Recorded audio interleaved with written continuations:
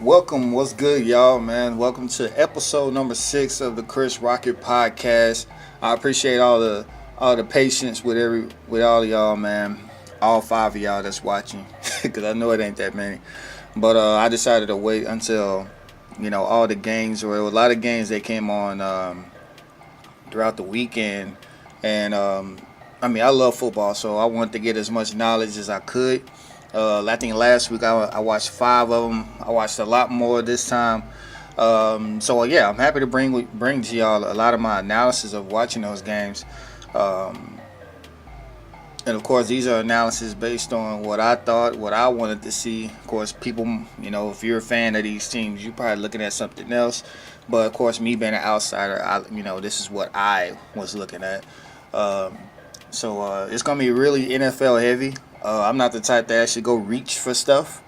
So the Zeke situation, he got 6 games. He appealed it over the weekend.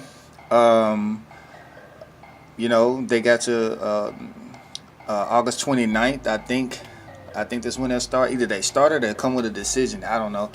Um, it is what that is. I told my opinion about that. Like I said, I think it should be down to 4. And it's just not about discrediting the victim or whatever. It's just about what's right and what's wrong. And this is not me saying Zeke was right. I think he was wrong, in a lot of reasons. And I stated that last episode. But that's that. The Bryce Harper situation and the update on that. And really after the show last week, it revealed that he had a bone bruise. Thank God, no ligament damage, no tendon damage. I knew right away there was a hyperextension.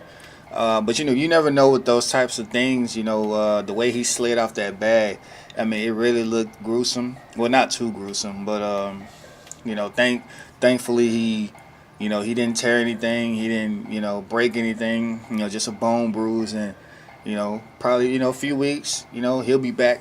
This season, of course. The baseball season's so long, and thank God for that.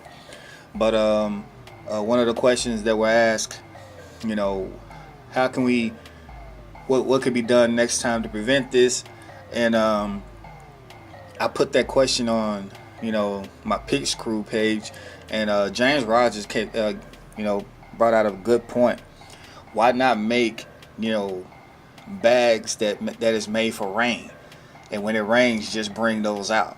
You feel me? And I thought that's genius. And I wonder why they haven't done that already, considering the fact that you got waterproof material all over the place, and you got things that you can put in the rain. You got things, all of this stuff that's out here, and they haven't made it for that. Hopefully, they go ahead and pay my boy Rogers for this idea if they were to implement that sort of thing, because it's a genius idea. As simple as it is, it's genius. But it sucks that you have to wait until the superstar gets hurt for people to really pay attention to stuff like this. Because if this was happening in the minor leagues, nobody wouldn't care. But like I said, thankfully, he didn't have no ligament damage, no tendon damage.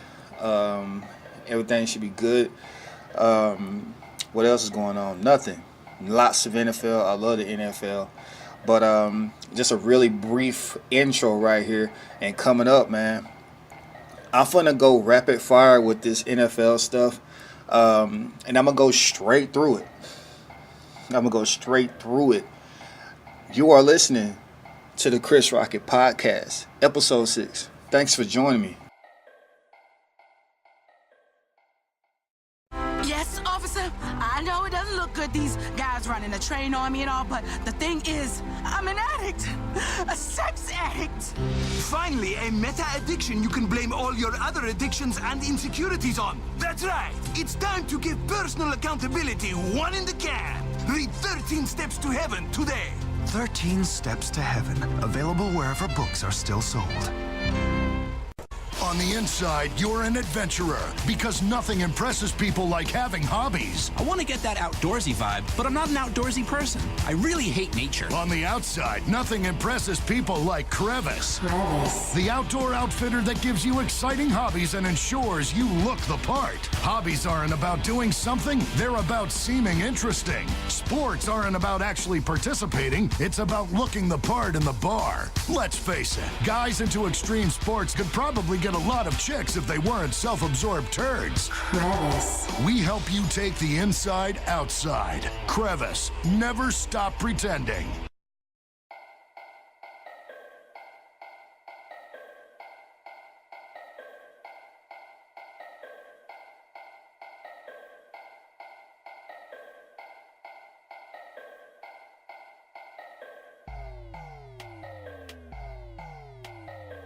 We're back on the Chris Rocket Podcast. The solar eclipse were today. Of course, I went out. I'm a geek. I'm a nerd at heart. Of course, I went out and, where I was is only 65% coverage. But I thought it'd be cool, to, at least go out there and, see what it looks like. Of course, you don't look directly into the sun. And for people who really don't understand what an eclipse is, when you get 70% coverage, anywhere, it's something worth checking out. I went out there with my little I poked a hole in the cardboard and made my little light projecting device. And it was pretty cool, man. It didn't get dark over here at all. Of course, I didn't expect anything other than the other. But for everybody who was able to see a totality eclipse, man, I'm jealous. I'm jealous. But it was really phenomenal. Like I said, if you ain't a nerd, you will never understand it. And I know this ain't sports related, so let me get back on track right quick. But as far as these NFL preseason games, week 2 just came. I was able to really get analysis on 9 games. The other games that were later on today are the New England-Houston game, the Denver Niners game, and the Chicago-Arizona game. If I can get scores on that, then, I will pass that along. But let's get right to it.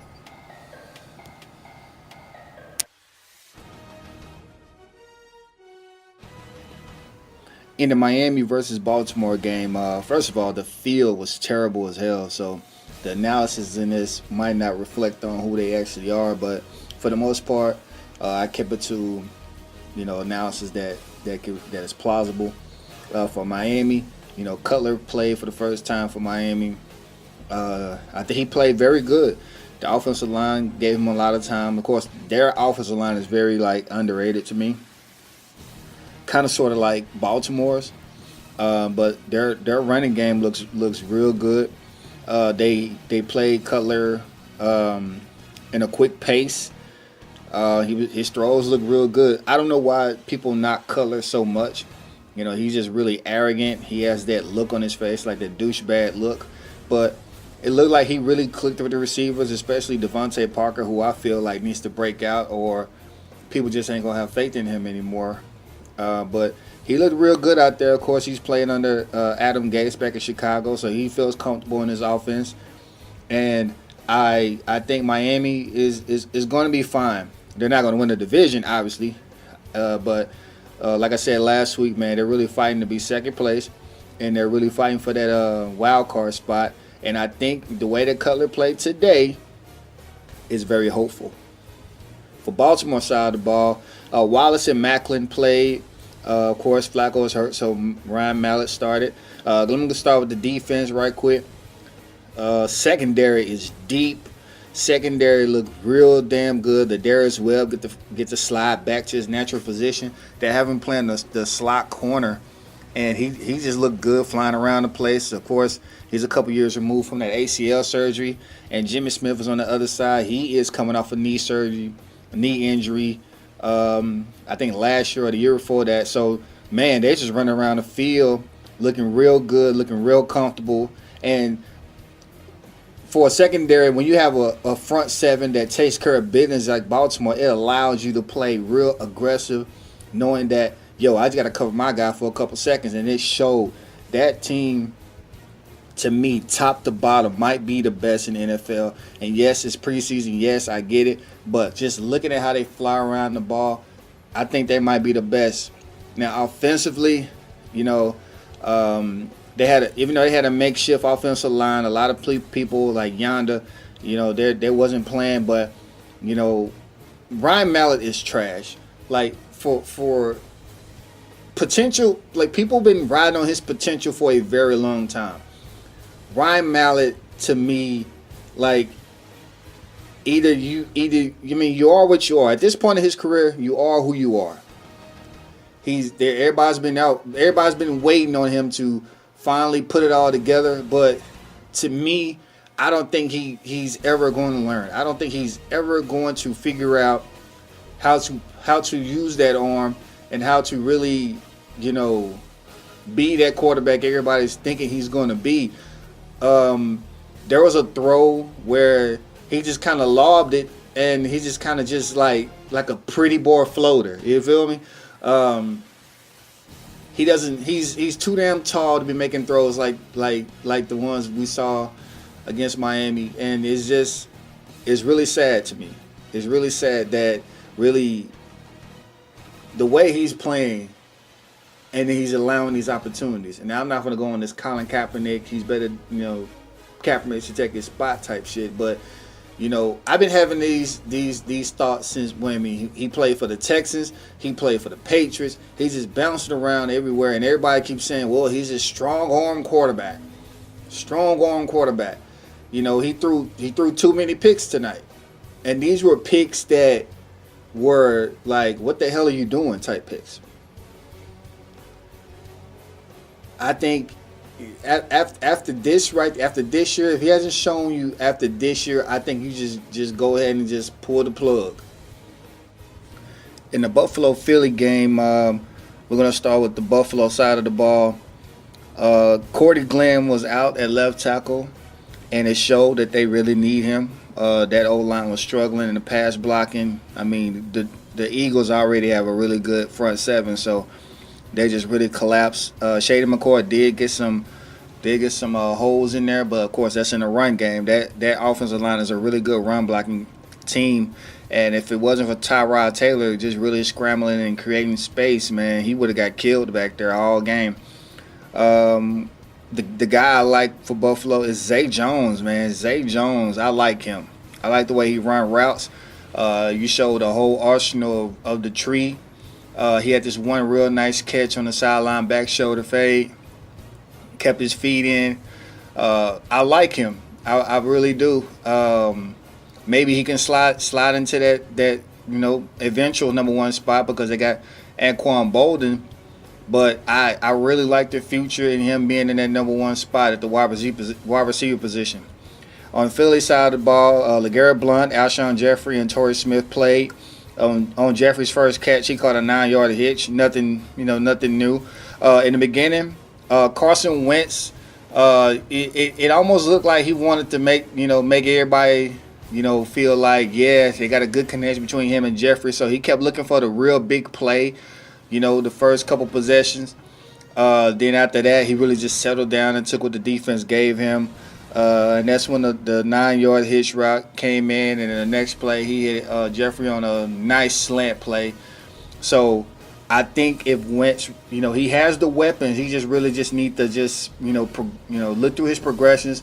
Okay, maybe Ertz is open here, maybe Smith is open there, maybe Jeffrey is open there, maybe you need to dump it out of the backfield, But I think once Wentz really got comfortable, the ball was moving down the field. And, of course, it was really hard to do that for, number one, Jason Peters was out at left tackle. So Lane Johnson, who's really their best run blocker at the right tackle spot, they moved him to the left tackle spot.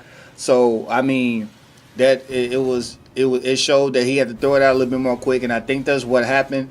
They threw a lot of real quick stuff, the hitch routes, the slant routes, the drag routes, the screens, the bubbles, and the ball just began moving down the field. You get that defense warmed out. Now you can be able to do 5 and 7 step drops. The acquisition they got with Ronald Darby, you could tell he looks real comfortable. You could tell he really is motivated. Of course, that's his former team, and he caught an interception. He caught a nice interception, and he was everywhere on that field, man. And like I said last week, man, Philly has a really good defense, and that secondary is set up nicely for next year. In the Carolina-Tennessee game, just a few things that I saw in this game. Starting with Tennessee, Henry started. Henry looked really good. That Tennessee offensive line really gave him some room to work. I was really looking at rookie Jonnu Smith, the tight end, and very good receiving tight end. And of course, with all problems with receiving tight ends, I guess not all of them. He really needs some fine tuning on that blocking. Of course, he's behind a guy who's really good at both. He's playing behind Delanie Walker, who I consider one of the good two-way tight ends, behind guys like Travis Kelce, guys like Heath out there in Pittsburgh. He was he was good at doing both. He was just really consistent. And of course, the great Jason Witten, and of course, Antonio Gates, and of course the great Tony Gonzalez. Jonnu Smith has a long way to go when it comes to blocking. There was a few plays where I felt like he could have just had a very, he kept it simple.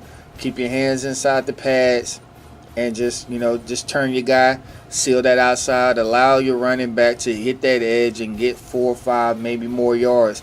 But he just worried about getting the pancake, which, of course, as a tight end, you don't want to do that when these guys are running 100 miles per hour anyway. Really trust your technique. He has long arms. He has great hands. He just really needs to trust his technique.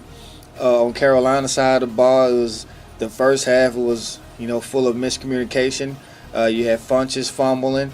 You had 3 and outs, and you had an interception. But I guess the interception was tipped, but still very inconsistent with their first team offense. Christian McCaffrey played well, scored a 17-yard touchdown on a right inside run to the right.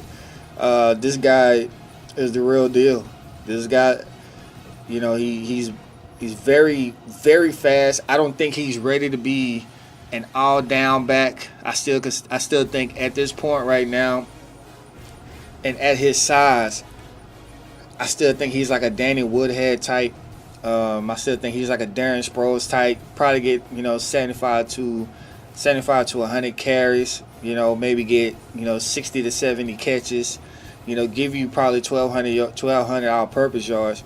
But he's a really good spell running back for Jonathan Stewart.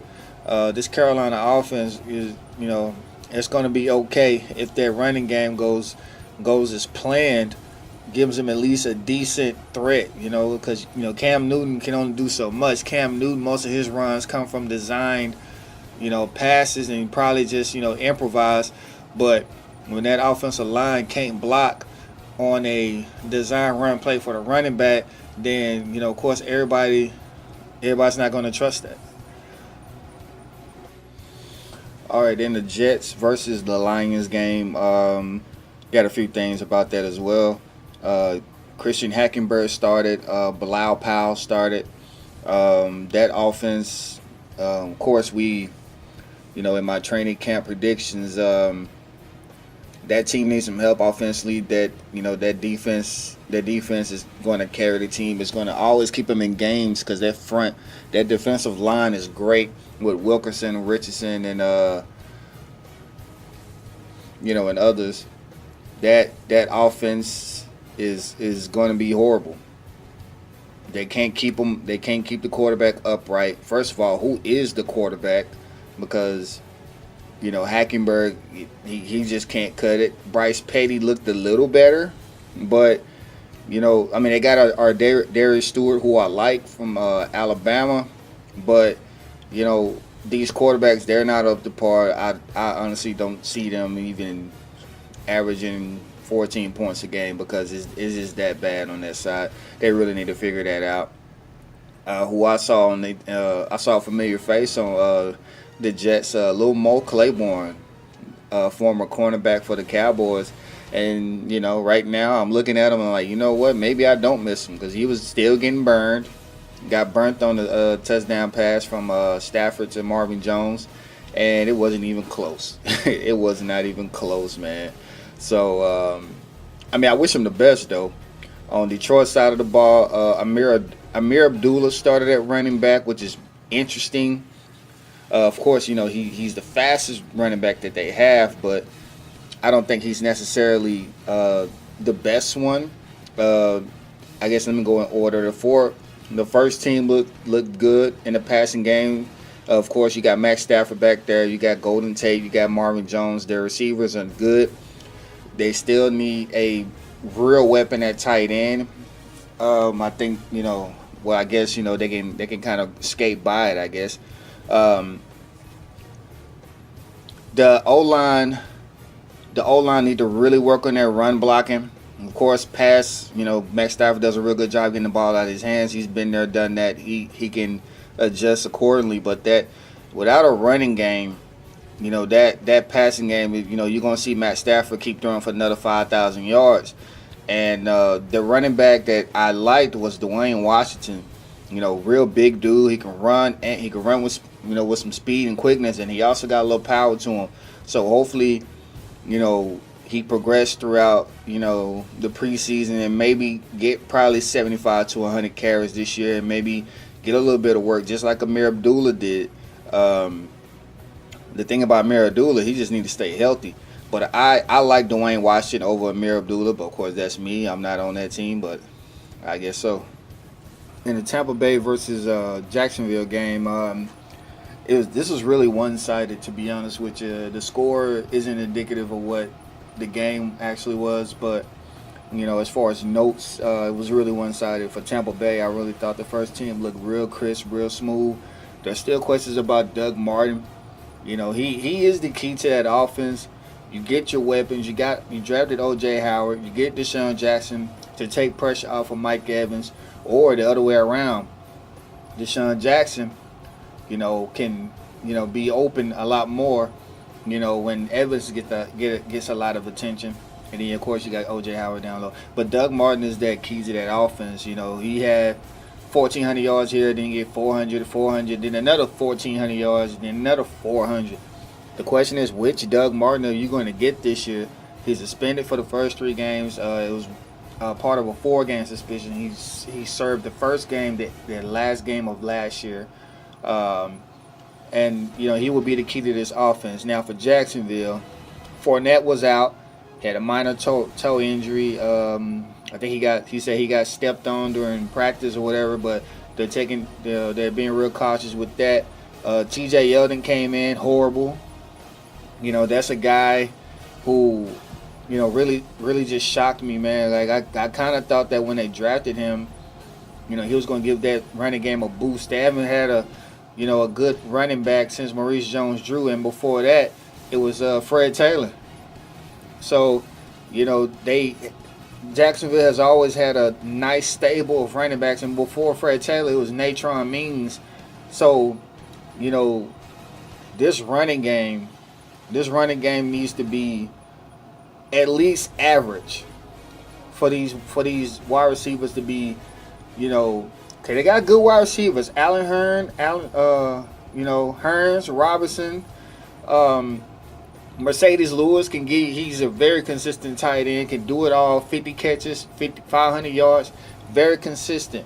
But, that running game, it has to open up everything else.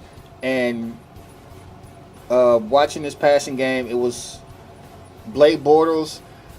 It's a damn shame, for him to be picked so high. And, of course, in that draft, if you look back at it, it wasn't even that strong of a draft. I mean, he was the first quarterback taken, then after him was Johnny Manziel. Now, some people can say, well, Johnny Manziel didn't play for Cleveland and it'd be totally different. Well, I mean, hindsight is 20/20. But for, Blake Bortles, to me, I do not see how he even has a job Well, I mean, I could see why he has a job. He did pretty well last year. He had 31 touchdowns. Was it 30? I think he had 35 touchdowns, something like that. He had a very good year last year. And coming into this year, you look at that arm motion, and I told my my guy Blake Clumphus, he has an arm motion like Tim Tebow. He drops it too low. He drops it like right at his hip too much, and that was the reason why he got so many interceptions last year. You can't pump fake with a freaking you dropping the ball way by your hip to unload on the throw. So what happened is that first team offense was horrible. It was so horrible that Bortles sat and they brought in Chad Henne, at the bottom half of the second quarter all the way into the third quarter. So Chad Henne might be the one. And if it wasn't for a couple drop passes, Chad Henne would have had a touchdown pass on his stat sheet. But Chad Henne looked way better than Blake Bortles. You can tell he has command of that huddle. Of course, he's a veteran. He knows it. Of course, he's going to have better command of a huddle. He's been in the league a long time, played for Miami. He has a real good feel for this offense, but that quarterback situation needs to get rectified. The guys that I liked in this game was actually for like the second and third team. Let me start with Keelan Cole, the punt returner. I like him. I really like him. He's a dynamic returner. He's quick. He needs to work on them hands because he was one of the guys that dropped that Chad Henne touchdown right in his hands. It was perfect. He just dropped it. It was on a nice post route. Dropped it. But other than that, the special teams looks real solid. Of course, you got Corey Grant getting the kickoffs. Who knows what he's going to do on punt? He's going to do punt return, or he's going to be that second man in the kick return. But he's definitely good in the special teams. Brandon Allen was the third quarterback that was in this game. He engineered all the points. Really, you could tell the spark was there. You could tell that, one thing when I played football is that, when I didn't start, my favorite quarterback was the guy who threw it to me. Not threw it to me as far as give me the ball, but when you have the guy who consistently throws it to you, you develop that chemistry with the guy who threw it to you, not necessarily the guy who starts. So the chemistry between Brandon Allen and D.D. Westbrook, who had a monster game, 6 catches for 131 yards, and it was all in the fourth quarter. They connected very well, and I really like what I saw. Of course, D.D. Westbrook was fourth in the Heisman Trophy voting. He was the Biletnikoff winner last year. Very speedy wide receivers, and this team definitely needs some kind of speed. Of course, Robinson is fast, but you need that guy who's going to stretch the defense. Of course, D.D. Westbrook got very nice hands. He caught a ball that was in traffic around 3 guys. I don't know. I don't know why Brandon Allen threw it, but, D.D. caught it. And you could tell that D.D., if it wasn't for some off-the-field troubles, he'd be a first-round pick. Instead, he fell all the way to the 4th round, and the Jaguars picked him up. I think that was one of the steals of the draft.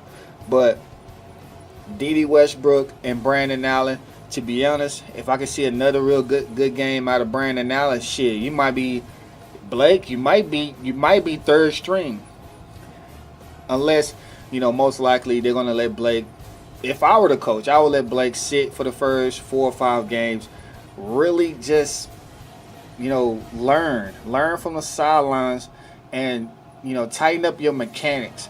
But to be quite honest with you, the mechanics that he have, you can't just fix it, because then you be playing like a robot.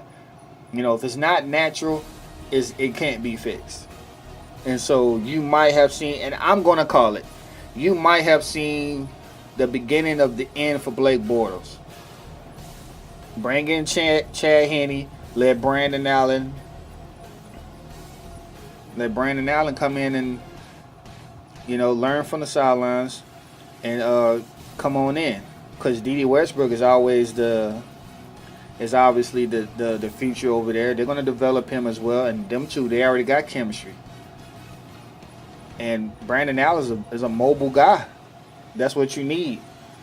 And if you have a respectable passing game, it's going to open up the run game. And of course, for this team, you got to go unorthodox, because usually the run game opens up the passing game. Their run game is horrible. So, you know, they really need to tighten some stuff up. But I really like what I saw out of that third team. Coming up on the Chris Rocket Podcast, I'm going to continue with these games. I'm going to give you analysis on the Kansas City-Cincinnati game, the Rams and the Raiders game, the Jaguars and the Bucks game, and the Seattle Seahawks and the Minnesota Vikings game. You are listening to the Chris Rocket Podcast.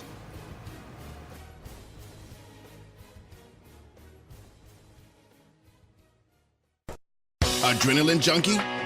Isn't it time you tried Ego Chaser and took things to the limit?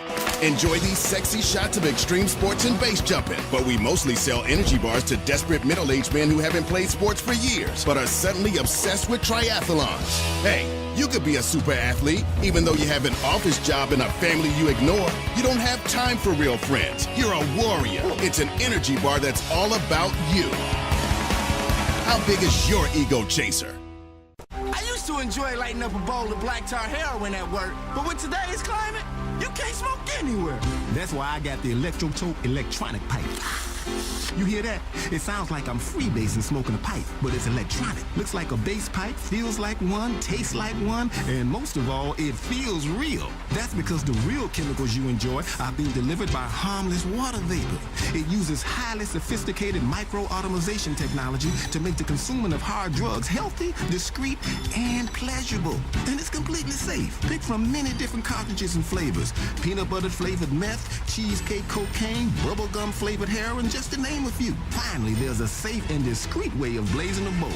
Visit electrotokesystem.com today.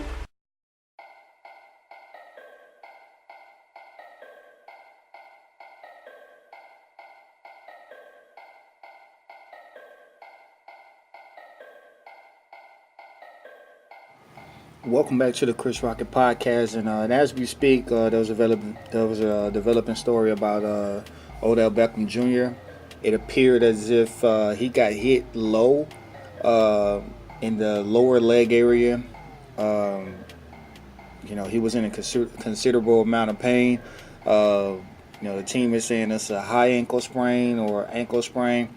Whenever I get definitive note of what the injury is, I will pass that along or probably post it on Facebook. But he was in a lot of pain, and he ended up coming back into the game in street clothes. Of course, it's a preseason. You don't need to play the whole game.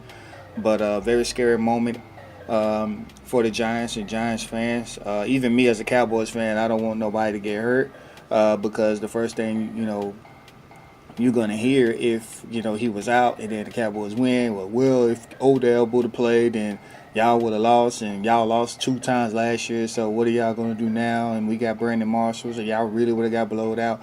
But I want every team that we play at full strength, and of course, besides that, you don't want nobody hurt. And that kind of hit, it's a legal hit.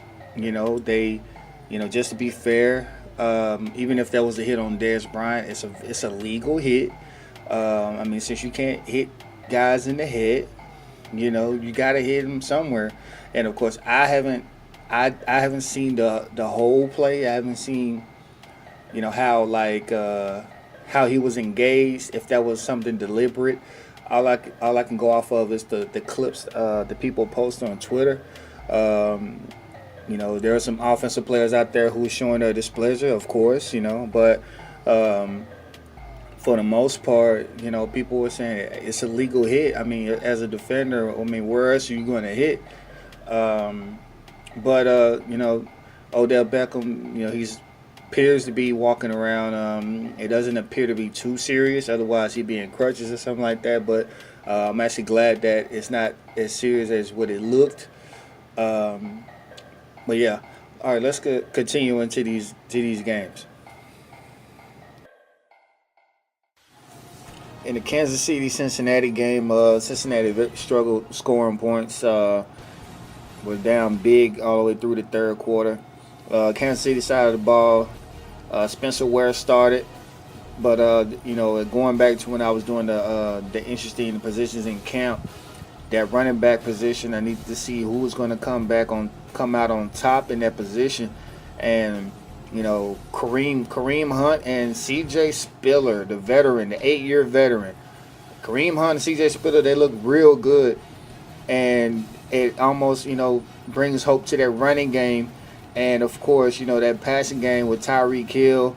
They look pretty decent. It looks like Tyreek Hill and Travis Kelce are going to carry that offense right along with their running back, but that running game has to be the key in opening them up. Pat Mahomes entered halfway in the second quarter. To be quite honest, man, he was faster than I thought. He made some good decisions, scrambling to his left, really, throwing some pretty, decent balls today. Didn't seem rattled. A couple throws, I kind of figured that he probably won't back, but he had a really good feel of the offense, and I was really impressed with what I saw. On Cincinnati side of the ball, Jeremy Hill started a few plays, and Mixon came in. Giovanni Bernard and John Ross are injured, but they did practice during the week. Jeremy Hill, he ran pretty decent. You could tell that, he wasn't, slow and indecisive with his vision. Joe Mixon, I thought, was pretty solid. He kind of ran. He has the patience like Le'Veon Bell, and you can tell that he really has a feel for the offensive line in front of him, letting them set their blocks, and he just bursts right through the hole when it opens up. I was very impressed with him. Another guy I was impressed with was kick returner Alex Erickson. That dude can fly. He doesn't dance back there. He just gets the ball, boom, reads the hole to get right in it. I'm really excited to see him. Apparently he's been doing this, since last year. Of course, I don't watch Bengals game like that, so I thought the shit was fucking impressive. Some unfortunate news in this game. The Bengals lost safety Sean Williams with a nasty dislocated elbow. The right elbow kind of fell down on it, and then the elbow just bent the wrong way.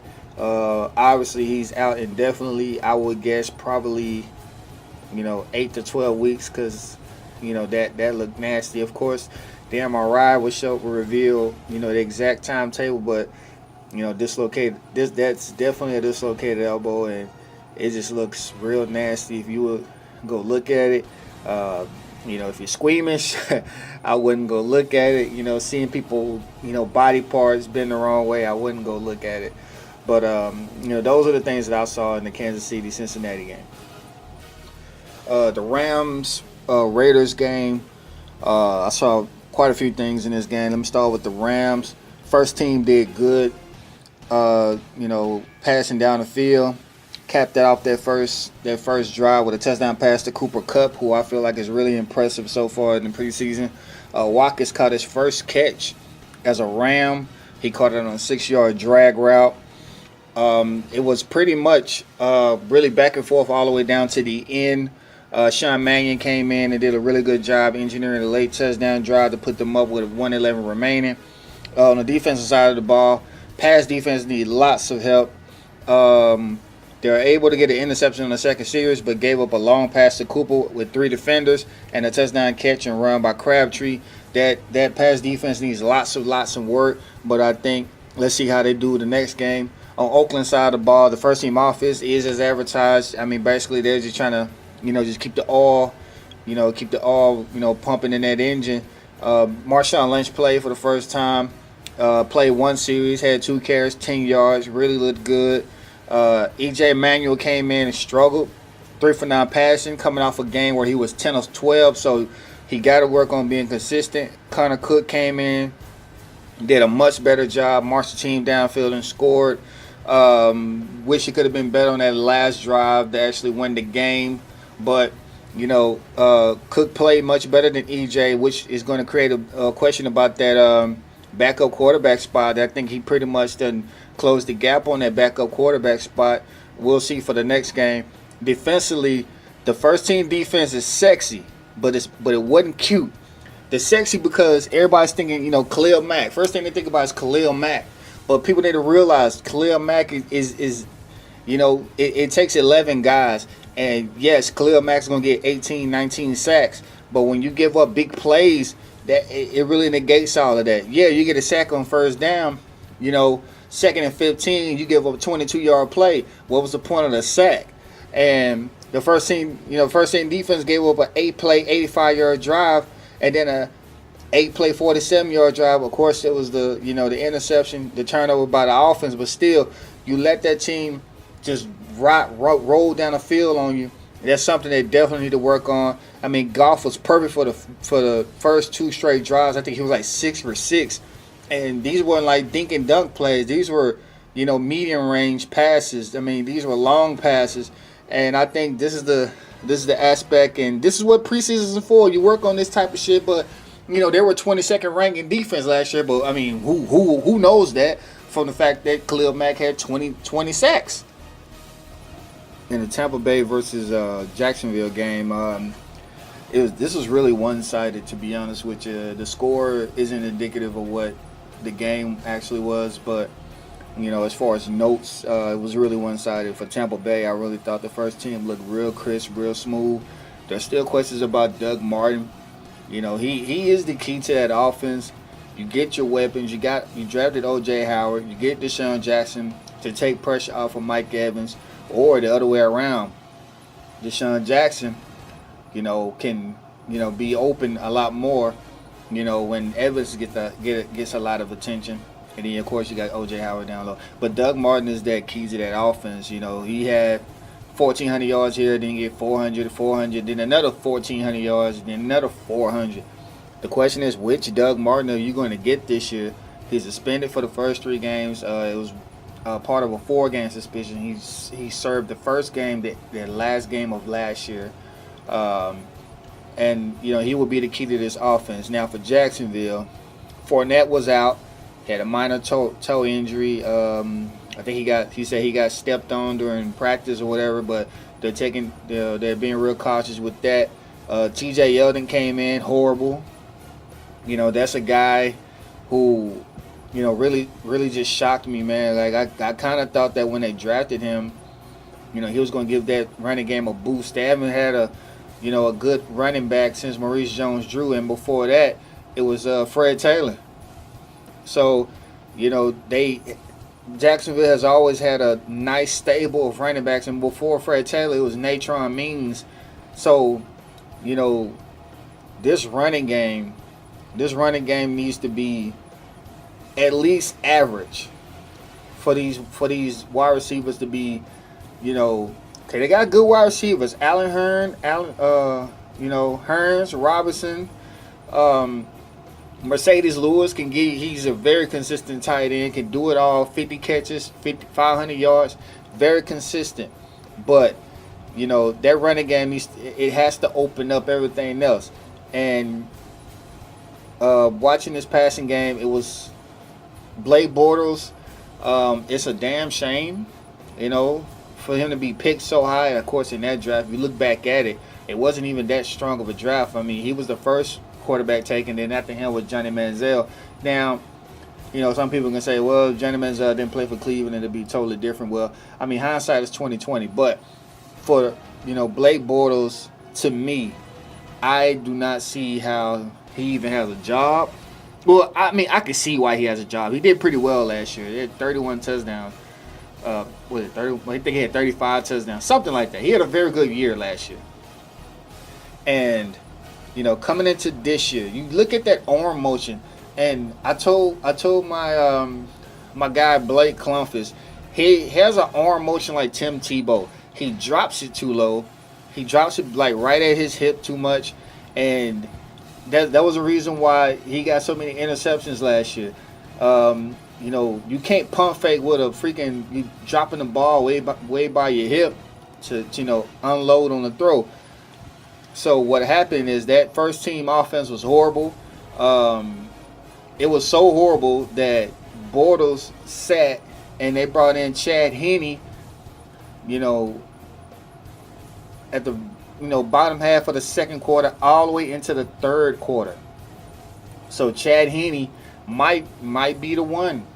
And if it wasn't for a couple drop passes, Chad Henne would have had a touchdown pass on his stat sheet. But Chad Henne looked way better than Blake Bortles. You can tell he has command of that huddle. Of course, he's a veteran. He knows it. Of course, he's going to have better command of a huddle. He's been in the league a long time, played for Miami. He has a real good feel for this offense, but that quarterback situation needs to get rectified. The guys that I liked in this game was actually for like the second and third team. Let me start with Keelan Cole, the punt returner. I like him. I really like him. He's a dynamic returner. He's quick. He needs to work on them hands because he was one of the guys that dropped that Chad Henne touchdown right in his hands. It was perfect. He just dropped it. It was on a nice post route. Dropped it. But other than that, the special teams looks real solid. Of course, you got Corey Grant getting the kickoffs.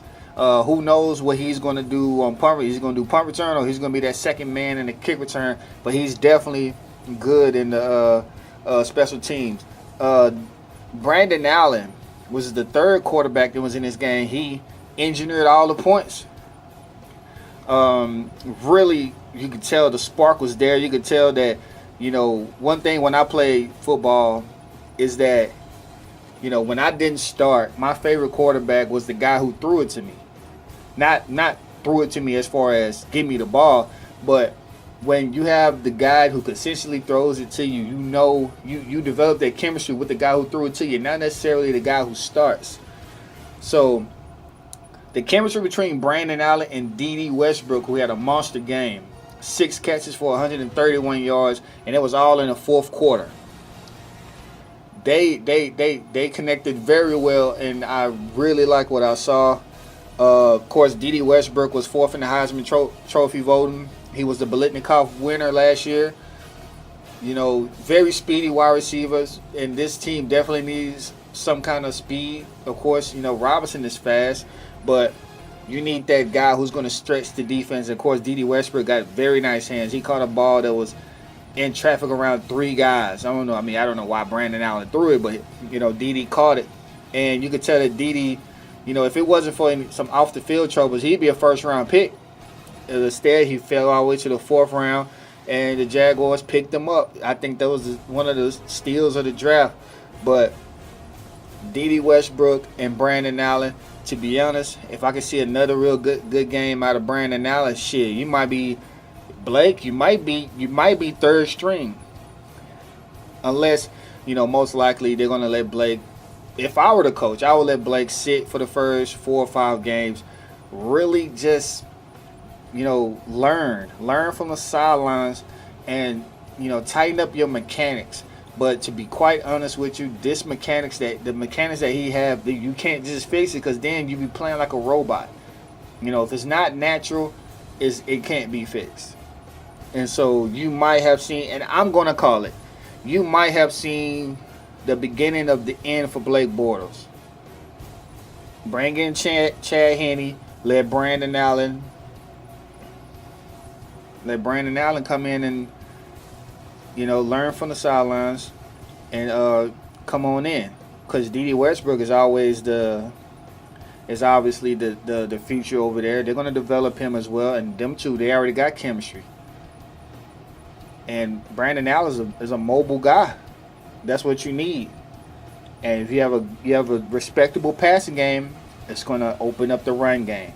And of course, for this team, you got to go unorthodox, because usually the run game opens up the passing game. Their run game is horrible. So,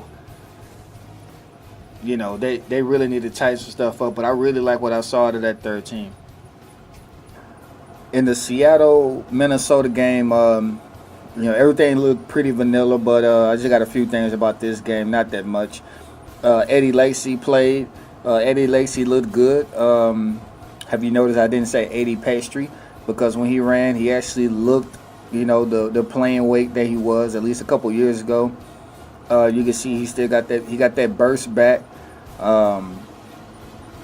They gave him a few lanes to run in. He looked like he was getting in shape, which is a good thing.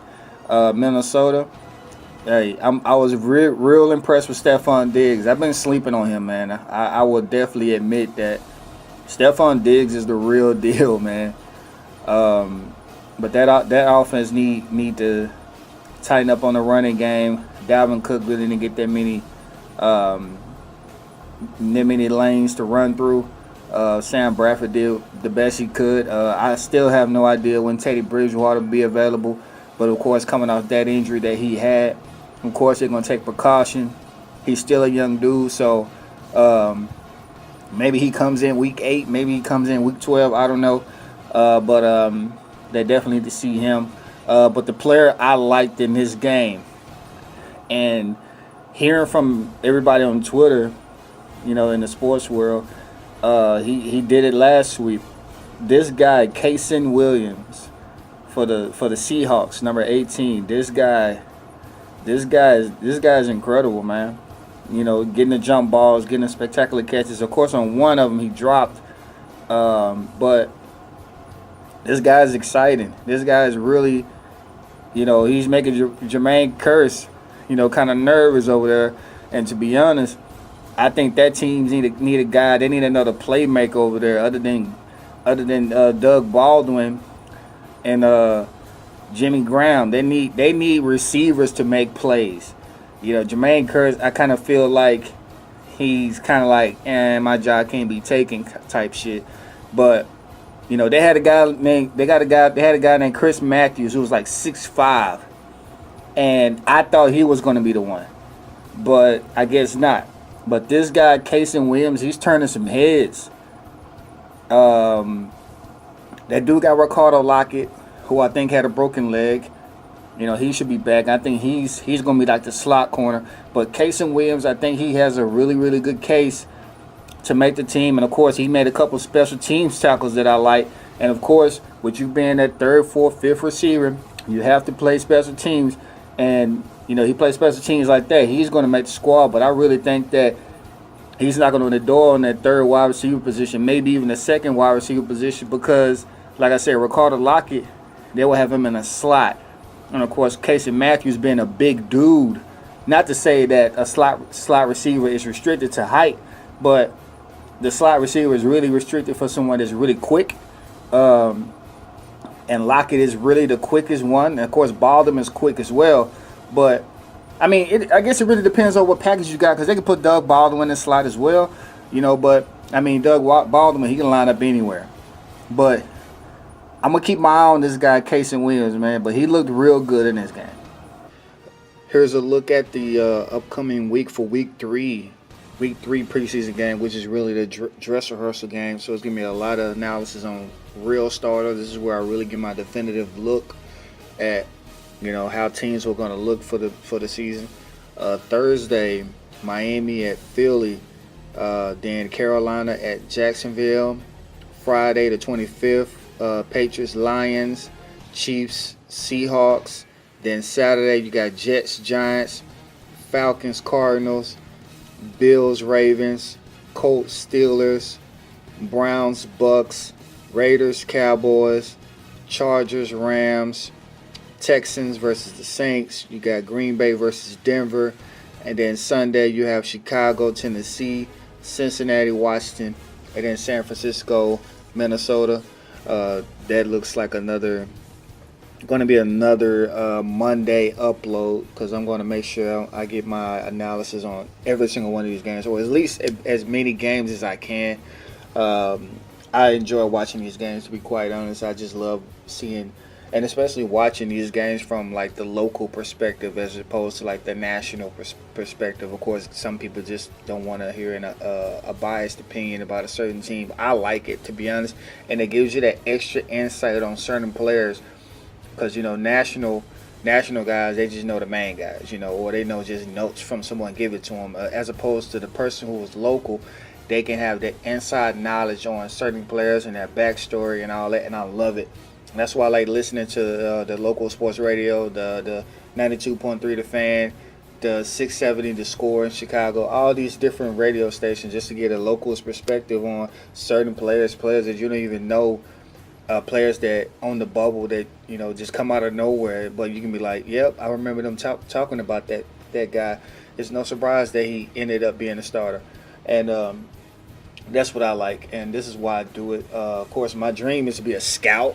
I would love to be a scout for a team of whatever level it is, but I digress. That's all I have for today. I appreciate you guys' patience. The NFL season is cranking. Y'all definitely, enjoy your week. Be safe out there. See you guys next Monday.